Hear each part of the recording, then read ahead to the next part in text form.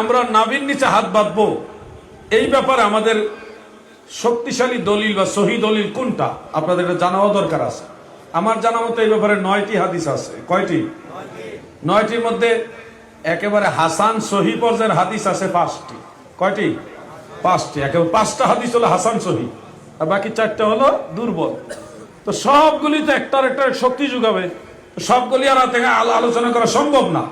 এদিকে তাকান, এটা তো মজা লাগবে না, কারণ এই মামলায় তো আপনারা এখন জড়াইছেন না, এই ভেজালে আপনারা এখনো পড়েন নাই। কিন্তু আমি আলোচনাটা করতেছি কেন, আহলে হাদিসের ব্যাপারে দু একটা কথা বলার জন্য আমাকে এখানে বলা হয়েছে, এই জন্য বলতেছি। কমিটির পক্ষ থেকে বেশ অনেকগুলো আমার রিকোয়েস্ট আছে, সবগুলি আমি একটু একটু করে বলবো ইনশাআল্লাহ।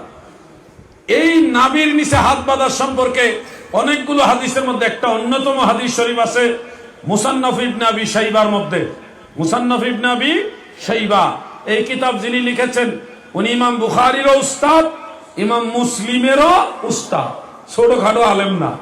ইমাম বুখারীর উস্তাদ, ইমাম মুসলিমেরও উস্তাদ। যেই কিতাবের নাম বললাম, এটা বেশি দিন আগের কিতাব না, মাত্র 1200 বছরের মতো আগের কিতাব। কয়শো বছর? তো ওই সময় তো আপনারা সবাই ছিলেন না? ছিলেন? ওই সময় রুহানি আলোতে ছিলেন, বাস্তবে ছিলেন না এইভাবে। মুসান্নাফ ইবনে আবি শাইবার মধ্যে সম্পূর্ণ বিশুদ্ধ সনদে হাদিসটা উল্লেখ রয়েছে।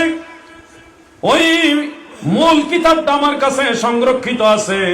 হাফেজুল হাদিস ইমাম কাসিম ইবনে কুতলুবুগা রাহমাতুল্লাহ আলাইহি, তিনিও এই হাদিসের সনদ মতনকে জাইয়্যিদ বলেছেন, শক্তিশালী বলেছেন। অন্যান্য মুহাদ্দিসরা ওই হাদিসের সনদ মতনকে সহিহ বলেছেন। সেই কিতাবের মধ্যে পরিষ্কার উল্লেখ, হযরতে ওয়াইল ইবনে হুজর রাদিয়াল্লাহু তাআলা আনহু তিনি বলেন, আমি আল্লাহর রাসূলকে দেখেছি, রাইতু রাসূলুল্লাহ, আমি আল্লাহর রাসূলকে দেখেছি। আমার দয়াল নবীজি নামাজে বাম হাতের উপরে ডান হাত রেখে তাহতা সুররা, নাভির নিচে হাত রেখেছে। এই হাদিসের সনদের রিজাল যারা আছে, রাবি যারা আছে, সবাই সিকা, একেবারে বুখারী মুসলিমের রাবি, কলম ধরার মতো কোনো সুযোগ নাই।